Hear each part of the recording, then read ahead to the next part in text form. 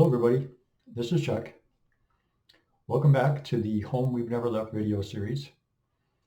So as I mentioned in the introductory video, what I want to do with this second video is to give you just a little summary of the things that I've explored, kind of an idea about where I come from, why it is I express myself the way that I express myself, the ideas and the concepts that I believe will be helpful for you, and then to begin to give you a foundation in your understanding of who it is that you are, something that we can then build upon as we move forward in this series to help you do the things in life that you want to do in your life. So I began my exploration in the early 1990s as a chiropractor. I was practicing then. I was utilizing a wide variety of alternative methods in my practice. If you have any kind of involvement in those types of things at all, it's basically, if you've heard about it, I probably had utilized it in my practice. I was doing nutritional things, herbal things, homeopathy. I was doing a wide variety of soft tissue things for individuals. I was doing muscle testing. I was doing acupressure. I began to incorporate looking at the psychological and emotional traumas that individuals had in their life that were affecting their physical body and their physiology, as well as the ways to help to move them beyond those things. And as I was doing all of that and exploring as much literature and as many resources, both in literature and people, as I could, to get information about things that I could utilize to help people as effectively as I possibly could. What I began to do, of course, is to explore metaphysical information and spiritual information. It seemed to be a natural outcropping of the exploration that I had been already involved in. It kind of began with metaphysical types of information, and there's a wide variety of that's out there. It involved various types of spiritual information from various disciplines. I was exploring information, Celtic spiritual information. I was exploring shamanic information from the North American schools of shamanism, from South American schools. I explored information that was associated with the Aboriginals in Australia. I was exploring dreams and dream time for a number of years in quite an intense way. And some other things that were associated with that. I explored the disciplines of India and the East, practiced meditation, a variety of types of meditation. I used to meditate for about an hour and a half each morning and each evening for a couple of years. I explored something in India called Gaudiya Vaishnavism, did that for about 6 years. Many, many things. And what I would do is I would incorporate those practices into my life and pay attention to the kind of changes they brought about in my life. And if I saw positive changes happening in my life, or if it was something, let's say, like meditation, that has a record of having positive influences on individuals, I might, before I had a long-standing experience with it, start to bring it to the individuals I was working with in my practice.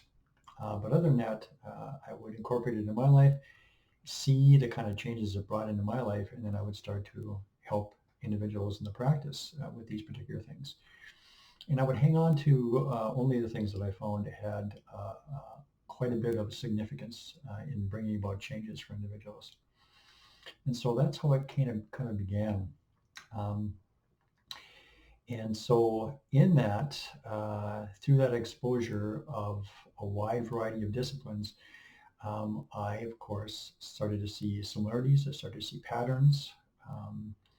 And I also started to recognize, of course, that there is a certain amount of dogma around also. There are ideas and concepts about how things need to be done and what you need to do to progress that I found it didn't necessarily hold true, which is kind of nice because it helped my movement be more effective, and it was information I could then share with the individuals that I was interacting with and do the same thing with them, help their movement be more effective.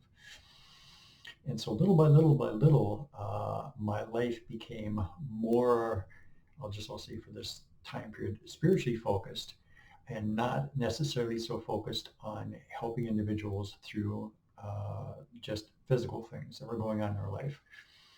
And part of that was that I became familiar that the underlying things, the things that were affecting individuals, maybe we'll say emotionally, psychologically, as well as the knowledge of who they were, who those deeper layers of them were, had a profound effect on what was going on physically with themselves. And so I found that the key to addressing what was happening with our physical body and our physiology was in these deeper ways of paying attention to what was going on with ourselves. And so, of course, my focus in that area became deeper and deeper and deeper. And I was running into individuals that were very helpful in that regard. Material of a variety of sources that, again, was very helpful in that regard. And of course, all of that I was not only incorporating in my life, but sharing with the people around me to see what kind of effects it had for them as well, and increasingly beneficial effects also. So one of the things that you may have a question about is the name of the station, The Home We've Never Left. That will be a subject matter that I'll explore in one of my subsequent postings, probably as part of one of the ideas that I'll be sharing in one of the future videos. So today what I want to do, as we said, was to start by laying a foundation that'll be helpful for you as we build and head in the direction that I want to head to begin to help you to have the kind of life that you want to experience, the kind of daily life that feels nice for you to have, as well as the journey towards a different understanding, a different experience of who it is that you are. So all of this begins by an idea that who and what you are is more than just your physical body. In the West, of course, and I was raised in the West, grew up in Christian type of a religion, Catholicism actually. There's this idea that you have a soul. And so from this perspective, what I'll say is something that maybe you've heard before, perhaps you haven't heard, is that you don't really have the soul, you are the soul. And it's actually more that the soul has the body or expresses the body. So this may be something that you've heard and isn't so radical for you. It may be something that maybe is something that at this point in time seems a little radical to you. But it is an idea that will kind of be foundational to what we'll present from this point forward. You really have to begin to become comfortable with you are more than what you have held yourself to be, what it seems like you are from this point into your life. You have to start thinking of yourself in broader terms, that what you are is the soul. And as we speak about the soul, what we're going to be doing is pushing the boundaries on the idea of the soul. In the West, we have not a lot of information shared with us really about the nature of the soul or our interaction with it, let alone ideas that, again, according to Western philosophies, are beyond what we would say the soul would be. So as we come together on the station, on this particular channel, to speak, there'll be a variety of terms that I'll use that will be interchangeable. And I use these terms because people are exposed to various things. You may utilize the idea of God as something that's all-encompassing. You may utilize the idea of maybe Krishna or Vishnu. You may use the idea of Atman as soul. There's a whole variety of ways. The Tao you may talk about as something that's all-encompassing. There's a variety of terms that can be used to identify a particular idea when it comes to metaphysical and spiritual concepts. And so I'll be using a variety of these ideas. And it's not meant to narrow things down. It's really meant more as a way of connecting with individuals who may already have exposure to those types of names and that type of language.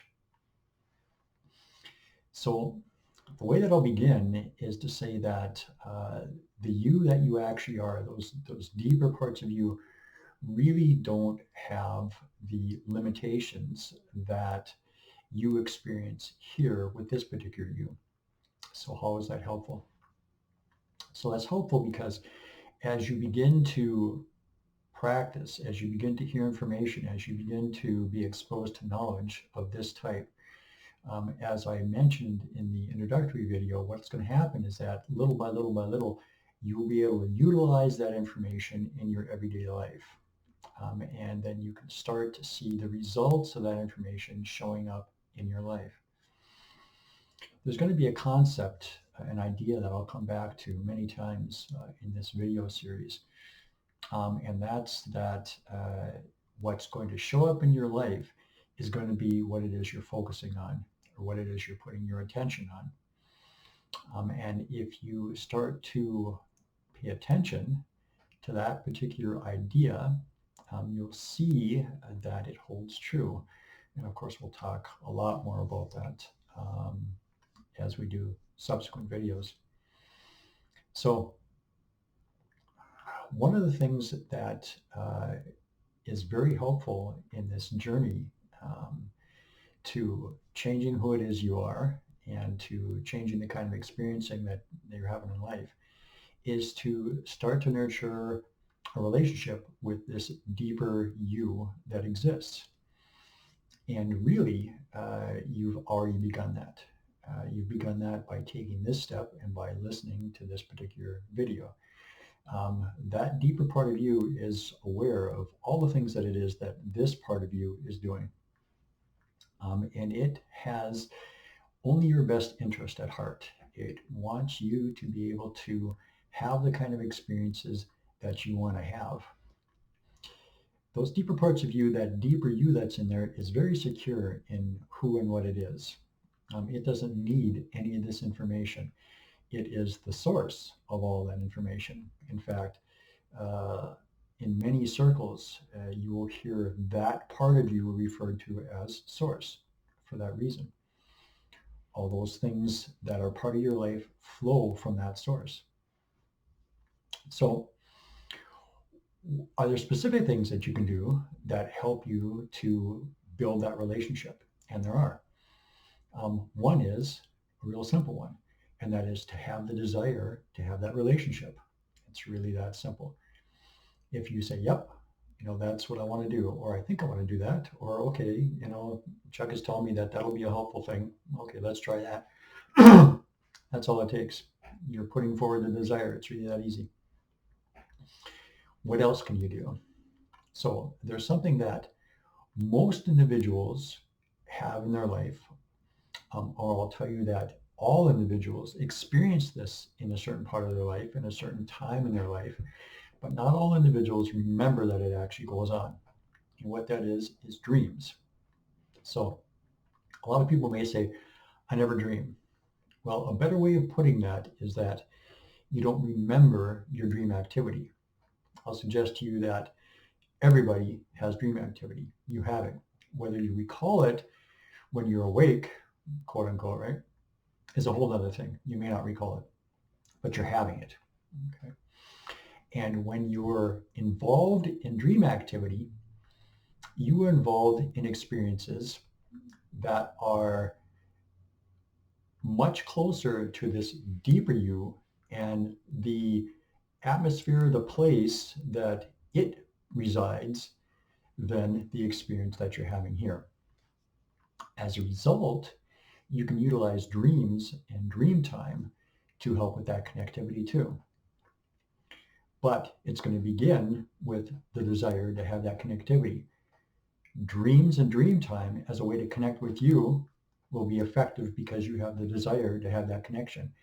And you have a desire to utilize that particular area of your psyche, I guess we'll call it right now, to be able to do that. So maybe one of the first things that we'll talk about is dreams in a very surface way in the beginning. So dreams and dream time can be really helpful. But like we said before, to start to see results with anything, including dreams, you're going to need to practice. So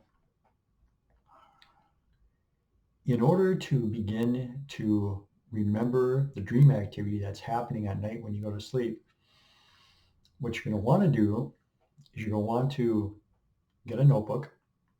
Doesn't matter what kind of a notebook it is. And the night before you go to bed, you're going to want to write down the day after's date. Okay. And put it on your bedside. If you sleep with another individual, maybe you might want to put it in another room. It kind of really depends on the person. Maybe you have a small light that you can utilize that you can turn on. There's actually some pretty interesting stuff. There's a pen that I've got gifted to me by a friend recently that has, at the very tip of it, it glows red. So you can write at night and see what it is you're writing and yet not need to fully wake up or wake up anybody else that's next to you. It's kind of a neat thing. Then the next step is what you want to do is you want to try to remember your dreams on a morning where you're going to wake up without an alarm clock. Okay, if you have an alarm clock that pulls you out of sleep, it's going to pull you out of dream state and you're going to be focused in your regular waking life. And trying to remember your dreams is usually much more difficult in that kind of situation.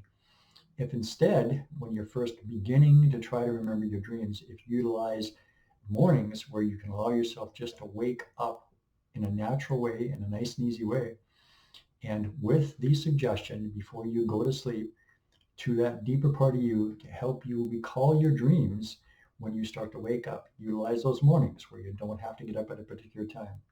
And then see if you start to remember anything. It could be a little picture, it could be a feeling, it could be a smell, it could be a song that you had that was in your mind when you first got up. It really doesn't make any difference what it is, all right? Anything will be beneficial. Write it down. Okay, what you're doing when you're writing it down, kind of in a very basic way, is you're building a bridge between that area of your mind and this area of the mind. We'll put it like that for now. Okay. Now, it may not happen the first night, it may not happen the first week, it may not happen the second week, but just keep practicing. Don't pressure yourself. Pressure in any way whatsoever, in any of the things that we talk about here, you'll find will never be effective for you. In fact, it'll do the opposite. It'll make things more difficult for you. So don't pressure yourself with any things that we're doing. Don't say that I should be able to remember any of that stuff, or, oh, it's not working. None of that stuff is beneficial.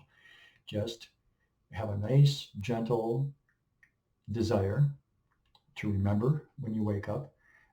And again, present that request to those deeper parts of you.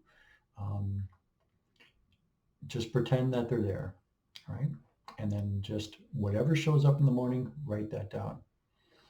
Now, if you want to, you can go out and get one of those small voice recorders that people use in business. And you can do it like that instead if you want to. I've used both. You may want to write down the dreams after that, but that's kind of up to you. So that's a good way to begin things as well.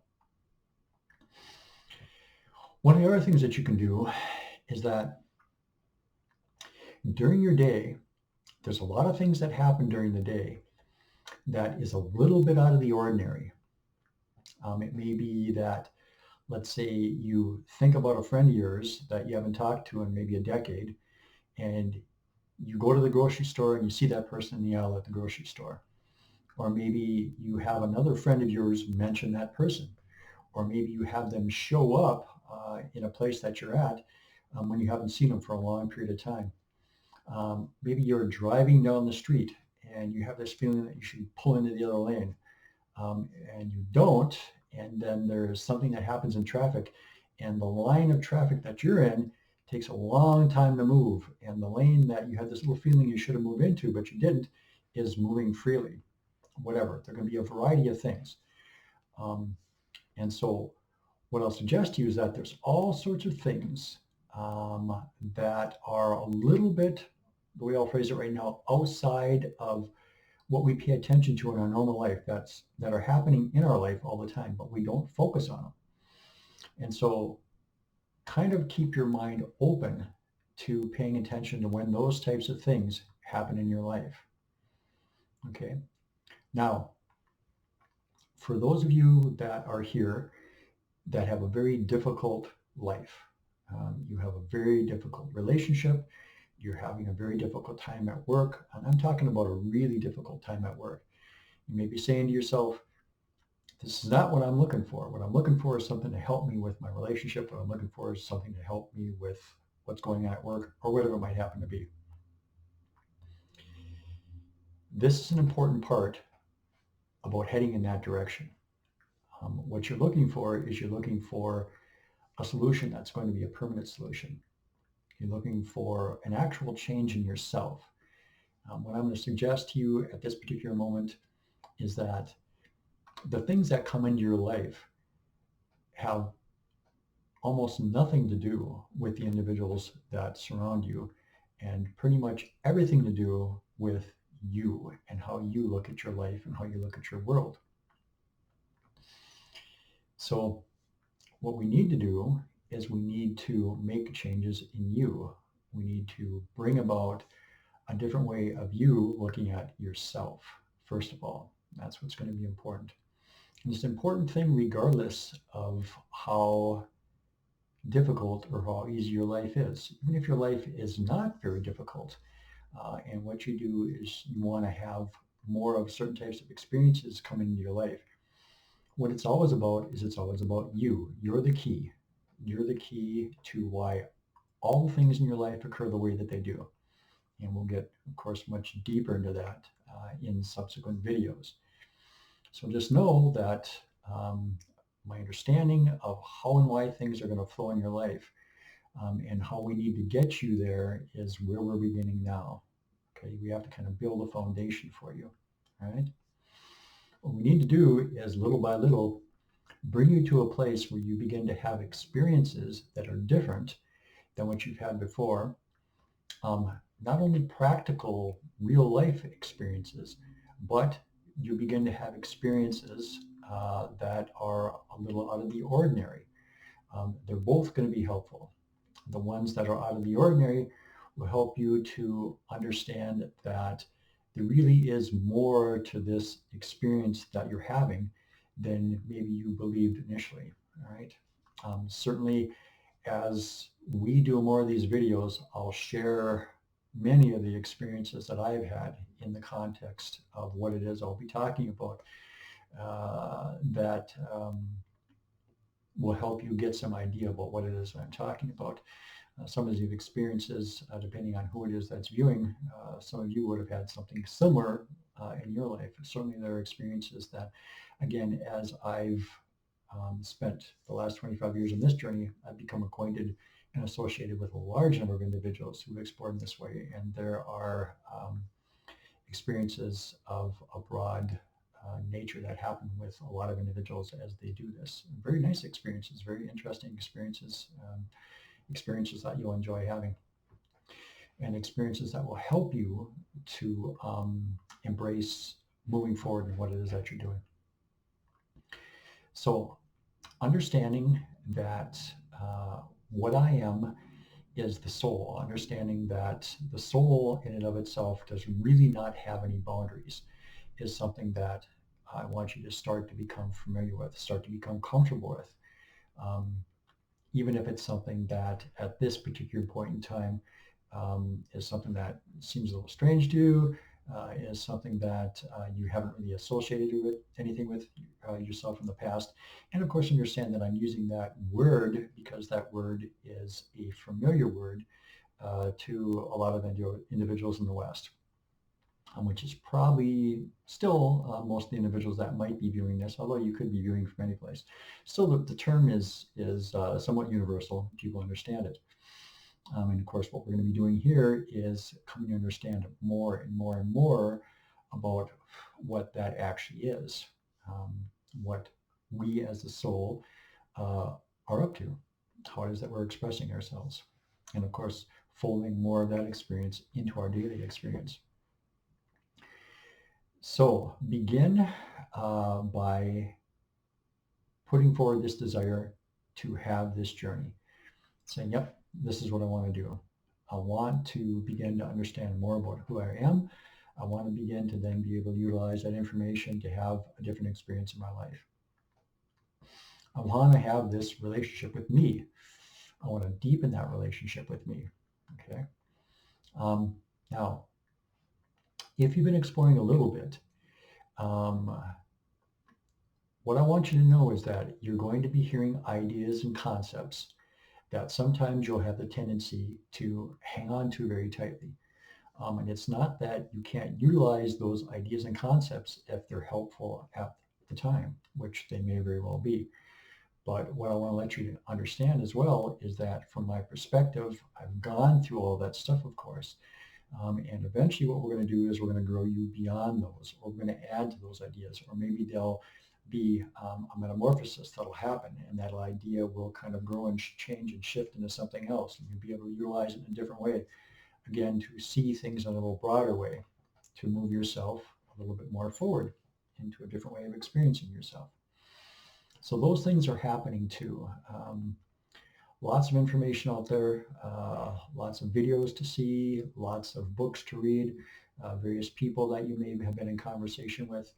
Um, One of the things that you can use as maybe a ruler or a guideline is that if an individual seems to have very delineated, very discrete ways of describing things that they'll tell you are best not to move beyond, or that you can't really move beyond, or this is the best way to do it, or whatever, um, doesn't mean that that information coming from that person can't bring benefit for you. It just means that sooner or later, uh, if you really want to, what you're going to be doing is you're going to be going beyond those ideas and concepts. Because again, the you that you are really has no boundaries to it. And so any information that has boundaries around it, eventually you're going to run into those boundaries, and you're going to grow beyond those boundaries. Um, Something else that you're going to want to try to do, and depending on where you're at, it can be a difficult thing to do. But that other thing is to start to look around for different people that you can associate with, for different environments that you can find yourself in. Um, Certainly, if you're having a life that's very difficult, what you may find is that the people you're surrounded with have a very similar life. Right? Now, this isn't to say that there's anything wrong with those individuals. It's just to say that your environment will very strongly influence you. It will be helpful or harmful, I guess I'll use that word at this time, to what's going on in your life, to what you're doing in your life. So if you can, and again here, the desire is going to be key and a part of this. If what you desire is to start to find yourself in friendships with individuals that can help you on this path, those people are going to start to show up in your life. Those environments are going to start to show up in your life. All right. So again, beginning ideas, foundational ideas, right? Primarily for individuals who are in the very beginning stage and may be finding themselves in situations that they don't like. So one of the things that I'm going to express to you at this particular point in time too is that, and this may seem uh, not even worth mentioning, but it can be helpful for a lot of individuals. And that idea is this: there's no way there can be anything wrong with you. There's no way that there was ever a time that there could have been something wrong with you, or that you did something wrong, or that you did something not right, or you're not doing something right. Right? You may be struggling. You may have challenges at this point in time. You may not think very nice things about yourself at this moment. You may not think nice things about other people at this moment.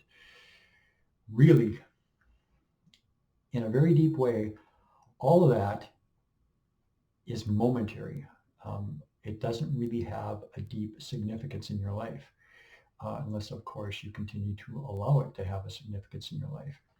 The deeper part of you, again, is aware of the way that you feel about yourself, the way you feel about other individuals, but there's no judgmentalism there, because it knows that it's out of conditioning. It knows that it's as a result of certain experiences that you've had in your life. understands that way beyond what your understanding of why you have those experiences is. All right. So there's no judgmentalism that comes out of that part of you ever. It doesn't happen. All that part of you wants is for you to understand the same stuff.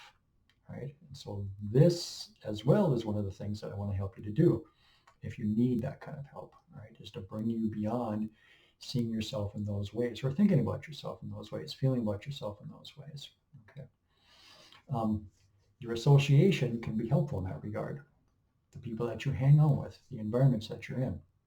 Now, in that, eventually, you may have to make some strong choices about some of the things that you do. You may have to choose to leave a relationship. Yeah, you may have to choose to maybe not associate with your close family members as much as what you do for a while because maybe they have a lot of very strong challenges in their life. And again, it's not that there's something wrong with them or they're bad people, but if you're going to move to a place where you can get healthy and you can have a life you want to have, and then perhaps, if you choose to, help those individuals in their experiences, you're going to need some distance in between you and them. And that distance may be with anybody. It might be people at work. It might be work itself. You may need to get a different job. There's various steps that you may need to take. I'm not saying you need to do it now. This may be a very scary thought for you at the moment. You don't need to do it now. We'll work on some stuff first, and then we'll get you to a place where you can then make those choices. You can make those steps, and you'll feel more confident. There won't be anywhere near as much fear to make those choices and steps. And it'll come. It'll show up. Okay, so we'll do those types of things as well. We'll get you to that place also if you're in that place. Okay, and so the stuff that we talked about is going to be important in that. Again, the desire, that you want to do this, the desire to have the relationship with that you that's in there. Just say, okay, I don't know if there's a me in there or not, but I'll pretend there is for now. Okay, or I can play along with what Chuck's saying. Okay, at the moment, doesn't really matter how you start it. Right?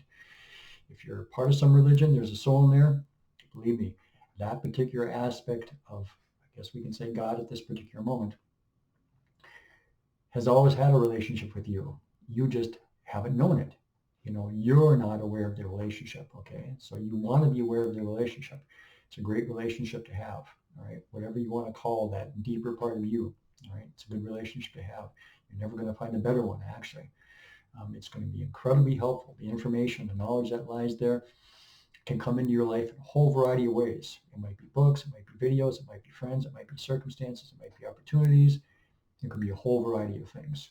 Okay, so that's a great relationship to nurture. Right? So doing that's important.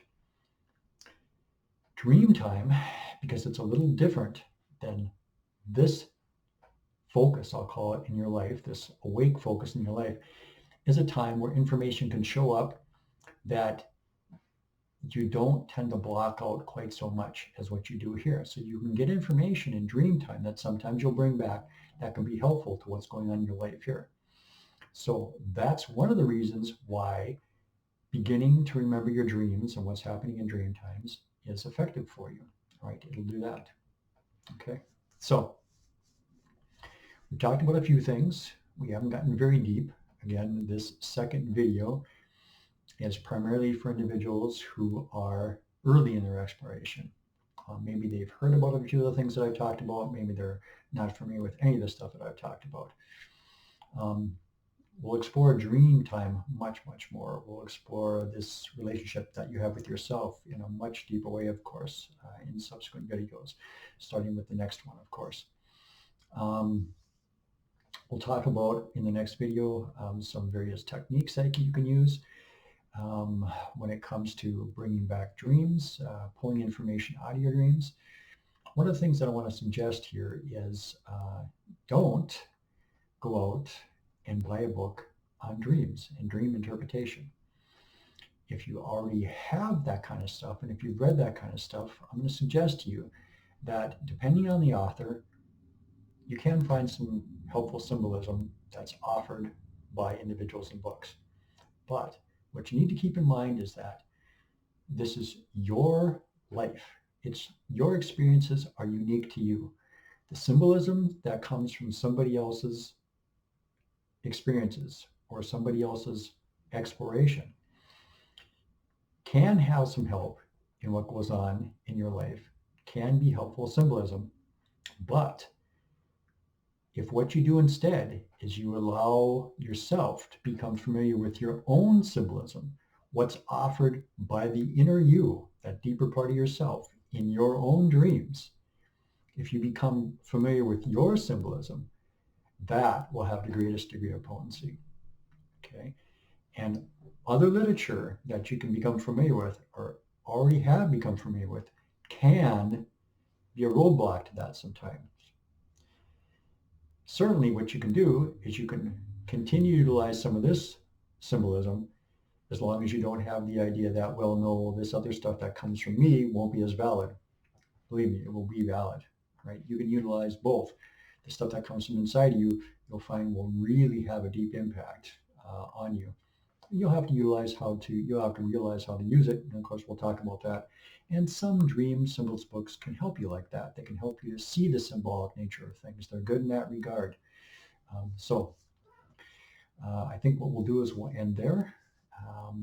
There's probably been enough information shared for individuals who are in the beginning stages of things in this second video. And so what you're going to want to do is practice, right?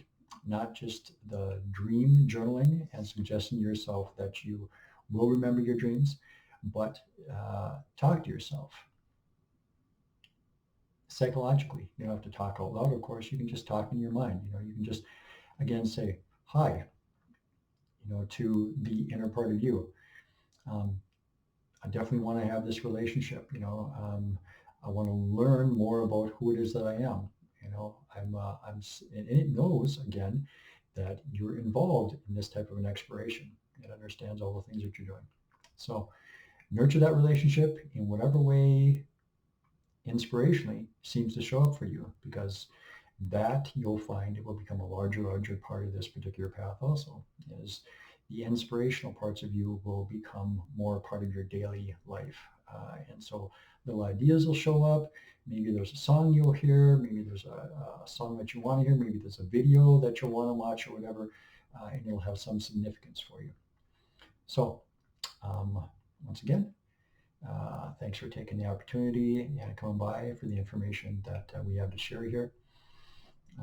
The next video will move forward from what we've talked about here. I'll probably do a short synopsis and then we'll expand on some of the ideas that we've talked about in this second video. So have a great day and I'll see you next time around. Thanks a lot.